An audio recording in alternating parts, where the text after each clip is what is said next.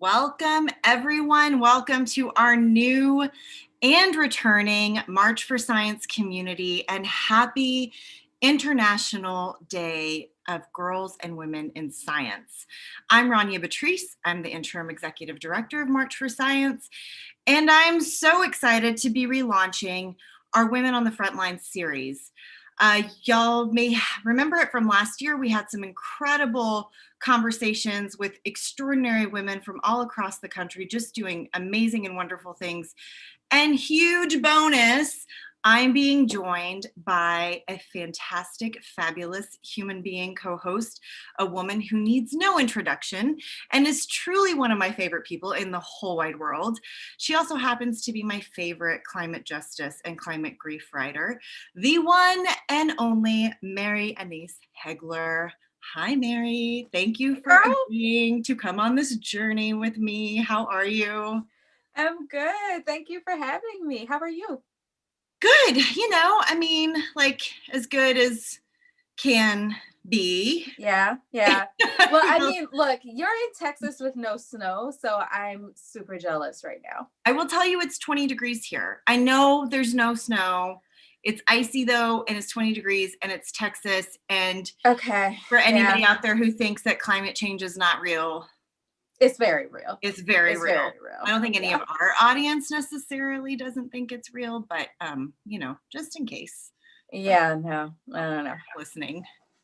Usually February in Texas is sort of like the start of spring. So right. No, my family is like, what is this? Yeah. Oh my goodness. But you are tell everybody where you are. Yeah, snow may have given at least the region away. Yeah, I'm in New York. I am in Harlem. Yeah. So again, so excited to have you here with us today. In case folks didn't know, Mary was one of our women on the front lines last year. She joined us with one of our dear friends, Rania Gunright, and now is back because I begged and pleaded and she said yes to co-host alongside me. So thank you again. Oh my God, Rania, all you have to do is wink. I'm actually not very good at winking. It's kind of a touchy subject. I'm not good. I end up like blinking, basically, is what happens. Okay, we'll work on it. We'll work on that later. That is skincare. We were just talking about this in the holding room. Mary is also my fairy glam mother. She is the queen of all things skincare. She knows all of things, but that'll be another show for another day. Yeah, that's going to be like a 2-hour special. Yeah. Oh, yeah. Easy. Y'all are not going to want to miss that one. No. But tonight, I am over the moon excited about today's Women on the Frontlines guest. Two phenomenal, amazing women from 500 Women Scientists, brand new executive director, Lauren Edwards, and a phenomenal member of the executive leadership team, Stefanie Bodison. And so excited to have y'all here. Yay! Thanks for having us. I know, I'm excited. I know. I'm like, yes. And do we get to come back for the makeup, the skincare, and the actually the winking conversation? I want to see that one. Conversation. I don't know. Like, are those things related? Maybe they are. I don't know. Mary will help us with all of it, though. It's going to be fine. It's fine. No. I love doing this. It's like my favorite thing in the world. So don't worry. You're in great hands. Yes. Sorry, awesome.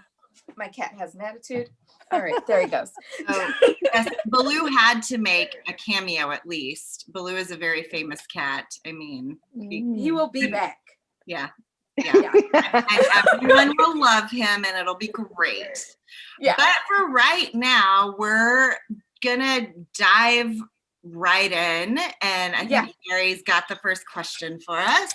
I mean, the thing we're all like dying to know. So can you tell us a little bit more about what y'all do in your day job and what you're doing these days at 500 Women Scientists? Yeah, I guess I could kick it off. So this is my day job now. Right. Yes, this is my day job. I'm full-time working with 500 Women Scientists. And so trying to save the world one little bit at a time is what we're trying to do right now. And we have various programs and initiatives that we're doing that with. One of the things I do quite often, part of my week, is direct our Fellowship for the Future, which is supporting women of color who are out there, of course, doing, revolutionary work to try and change, STEM and, better our communities. So that's something that I do I split like half my time with. And then the rest of it is just providing support to all our amazing other initiatives and our volunteers. And we have a couple independent contractors as well.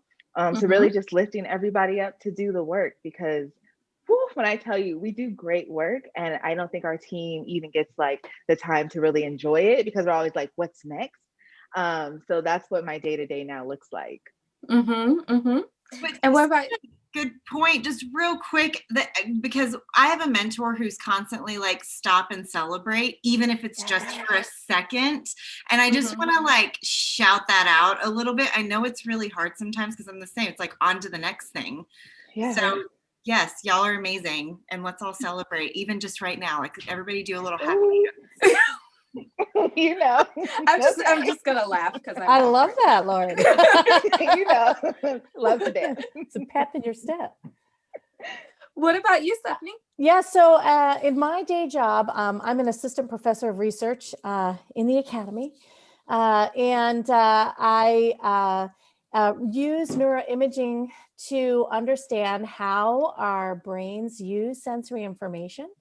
And I do this research in children, typically developing children, and those who are diverse, neurotypically diverse. And so that's my day job. I also am an occupational therapist, so I'm very much interested in how sensory processing impacts daily life and our ability to be successful in our daily life. And in 500 Women Scientists, I work with Lauren and on the fellowship team, again, really supporting some incredible scientists, and we're bringing in a new cohort soon. Yay, we're excited about that for sure. And then I'm also a member of our executive leadership team. That's a group of women who basically are available to both Lauren, Jane Zelikova, and Kelly Ramirez Sierra, the founders, really available to support things sort of in a daily fashion and interface with the rest of the leadership team. So basically, two badasses present, doing the work, doing the thing, being amazing. And really, I mean, just the imperative work that y'all do and focus on and uplift is really incredible, and which sort of is the perfect segue, not even on purpose, to the next question I have for y'all. At 500 Women Scientists, there's been a great focus on justice and equity and science, and how the two cannot be disconnected. In fact, the first time I met you both, we had a really deep dive conversation, and I was like, that's it, I am sold. These girls are my soul sisters. That's it. But really, we know it's not easy. We know that's not something that everybody in the community necessarily wants to talk about. There's been pushback. We experience it at March for Science sometimes as well, from people basically saying, shut up in science, right? And I have some words for that, but I try to keep it together. But what is your response to people who think that science belongs in some kind of a box? Yeah, you want to go first, Stefanie? You take it.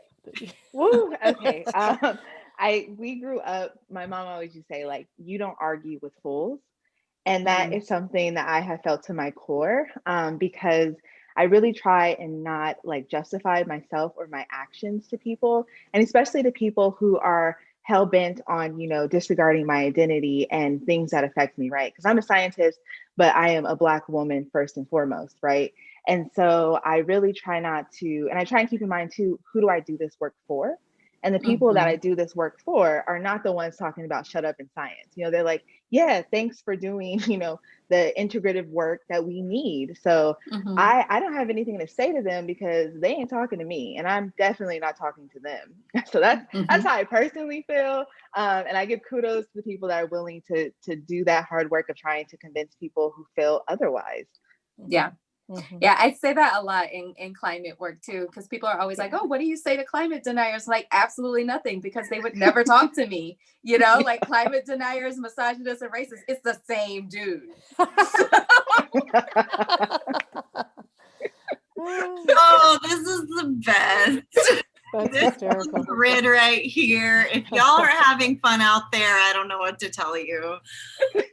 Stephanie, how about you? Well, I will say that I appreciate having that perspective. I share it as well, and then also, have pushed into places where I am dealing with those dudes, right? And have to say, I think it starts with an explanation of, there actually isn't an imbalance of power in science, and the narratives that have been created have long been shaped by systemically racist policies and ideology that harm my community and have harmed communities of color for centuries. And so for me, I think one of the things that have really empowered me is knowing that y'all are out there, and that you all are embody that viewpoint, and 500 women scientists really have been so empowering for me to sit at those tables and I was going to say talk back to those folks, talk down to those folks, help them change their understanding so that we can enact change, in a larger way. So. So yeah, absolutely. Go ahead, Mary. Sorry. Yeah, I was about to say, like, it kind of depends on the day, whether you're talking at, down, side to side, right? It depends. But actually, that kind of gets to like the question I also wanted to ask y'all, which is like, so I'm a writer. I am not at all a scientist, and there are many things that have intimidated me from science. But one of them is that when I think of a scientist, I'm thinking of a whole lot of white dudes, especially once you get into the academy. And so, like, I just wonder what your experience has been like as Black women. Like, were there moments where you were like, maybe this field isn't for me? And maybe we'll start with you, Lauren. I have never thought that maybe this field isn't for me. I have thought that this field doesn't deserve me. And I'm sure, depending on the time of the day, I still feel that way. But I think the hardest part really, especially like seeing kind of what science has been typified as, is like showing up as myself in that space. So it's like, I have natural hair. I chose to like wear a hoodie today, right? Because like what that signifies to our communities, that, we can show up and still be, I can be a scientist and I can still have hair, like, hair that I want. I can still, wear my hoodie and present myself as myself. So I think that has been the hardest part. And like really knowing that by, us being here and in this space and taking up space, like that changes things for, the kids that come after us. And so that I think is what really like moves me forward. But I've never thought this isn't for me, but I'm like, y'all really don't deserve me. I love that. I love that. That's awesome. Yeah, that's awesome. Yeah, for sure. Yeah, I guess that's one of the mission. I think part of the mission statement for 500 Women Scientists is to make science accessible for everyone. You're right. I mean, I think that's what perpetuates some of the problems with the patriarchy and the systemic racism, is this idea that it is inaccessible and that it is something that is seen as individuals in science are seen as experts, and that they have the answers and know the right way to do things and to talk about things. And you're right that has historically been presented by a particular group of people. And so I think the power comes in having people show up as their authentic selves, with also the knowledge and to earn that, not earn, but to show folks that you can be credible as your authentic self. Yeah. Yes. You know, what I find so interesting is that, like, I've worked with a lot of scientists, and generally you can always tell a good scientist because they always will tell you, like, they don't know anything. They just have a million questions, right? Like, scientists are not the ones who like, I'm the experts on everything. They're like, I have a ton of questions and I wonder about everything. So Yeah. Yeah. And like a tool set to, like figure out those questions, right? And like the capacity and the desire to want to know more, which I think we have a lot of information, especially now in like this age of social media. But I think people don't understand how to tell good information from bad information, or how to interpret or apply that. So I think like that's something really cool that we can kind of bring, with ourselves and showing up in these spaces, That's so true, Lauren. And this idea that, what we should be really focused on is providing people with the tools, like Lauren's saying, a toolkit, right? And the method so that you can look at the science that's presented and make an informed decision. You're right. I mean, look at what's happened in the past 4 years. We have people making decisions and trying to understand faux pseudoscience, right? Faux research, and if it feels like if you just read and critically think and reason, you might come to a different conclusion. Right. With a slew, to y'all's point too, of misinformation and disinformation out there. And and that is, it's hard for some people who don't necessarily like eat and sleep and breathe this. They see there's this like, oh, I saw it online, as in online as a credible source is a credible source, right? That's a whole thing.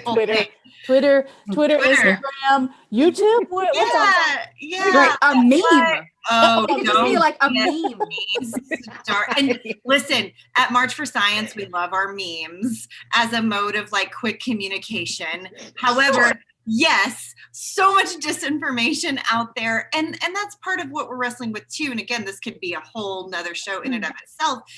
But taking on these platforms that are wonderful because they are accessible and we can put out information, but it works both ways, right? So there's so much work cut out for us. And I just appreciate, well, all three of you, quite frankly, just because we are up against, as women of color, we're up against some very, very serious pushback. And it's really easy, having had a certain lived experience for some, to be like, oh, I'm just going to do my research and that's it. And that's all that matters. And everybody else needs to. It's like, well, that's cute. Yeah. Great. And I know we've had this conversation. That's just, I think everything did sort of come to a head. It wasn't like it was brand new in 2017. Science was under attack before that, right? But it did all come to a head. And I feel like the scientists that I have worked with too have just said, yes, we would love to just do our research. We would love to just be able to just focus on that work. That's not the reality we live in. And like Stefanie, you were talking about the systemic racism and inequity that has existed since the inception of this country. It's not accidental. Oh no! This whole idea that the system is broken is a myth. It's not broken. Right. It's functioning it has exactly shaped the way it's supposed to for certain people. Yeah. Right. Sorry. Yeah. Yeah, and it's shaped who has gotten to become a scientist, and it's shaped who asks the questions. It has shaped what questions are asked and about whom. And so I think people can say, hey, I just want to do my research, but that in and of itself, without a justice, equity, diversity, or inclusion lens, could be problematic. Totally. Right. Yeah. Oh my gosh, yes. Well, I could talk to you, all three of you, all night. But I promised that this wouldn't take all night, so I'm going to uphold my end of the promise. Yes. But before I let y'all go, one of the questions we ask every one of our women on the front lines, are you ready for it? Ooh, yes. What advice would you give to your 13-year-old self? And Lauren, let's start with you. I think I would tell her to define success on her own terms and to learn to do that as early as possible. I feel like I've sought after things that I thought I should, that I didn't even want, or I thought that I could have other people define and tell me who I am. And so I think having success on my own terms or my own definition has saved me a lot of tears in the last 4 or 5 years. So it'd been great to have known that at 13. That's good. Awesome. Okay, I'm gonna write that on my mirror. I have to follow that. Okay. Thanks, Lauren. Well, I think what I would say to my 13-year-old self is the reality is the playing field is not level. It just isn't. The faster you figure out the ways in which the playing field isn't level, and you work to mitigate that, the less tears you might shed, and the faster you'll get to where you want to go. But it's just the reality of where we are today, and you have to figure out how to work around it. Yeah. Rania, what would you tell your 13-year-old self? Oh wait, wait, that's not how it's supposed to go.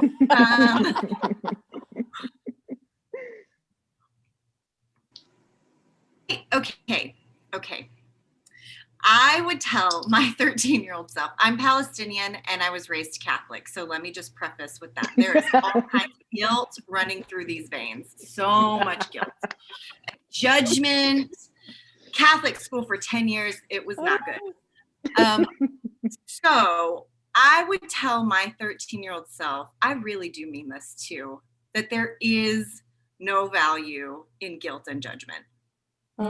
That is, I think that if I would have just known that, I just learned that recently, if I'm being real honest. But Mary, your turn. You put me on the spot. No, it's your turn. I would tell myself to moisturize and drink 8 glasses of water a day. And there it is, full circle. Yeah. I know. There it is, full circle. I'm coming back for that show. Yes, it's gonna happen now. I was joking, but no more. This is happening. Yes. Oh my gosh. Thank y'all. You're welcome. Yes, thank you. Yes. Thanks for having us. It was a good time. Thank we're you. gonna have to do this again very soon. Thank you so much for jumping on with us and spending some time and sharing your wisdom. Mary, of course, thank you too for joining as our lovely co-host. And please, if you haven't already, subscribe to our new YouTube channel. Izzy, who is our amazing chief of staff, is going to be dropping that link into the comments. She also dropped in the 500 Women Scientists website into the comments. So please check out the amazing work that they're doing. Keep in touch with them. We're going to have y'all back at some point again soon for the moisturizing stuff, but other things as well. We've got lots to talk about and lots of work to do, so we're not done here. But thank you to all of you. Thanks to our audience out there for joining, and stay tuned for information on our next Women on the Front Lines. Thanks, y'all. Bye. Thanks. Thank you.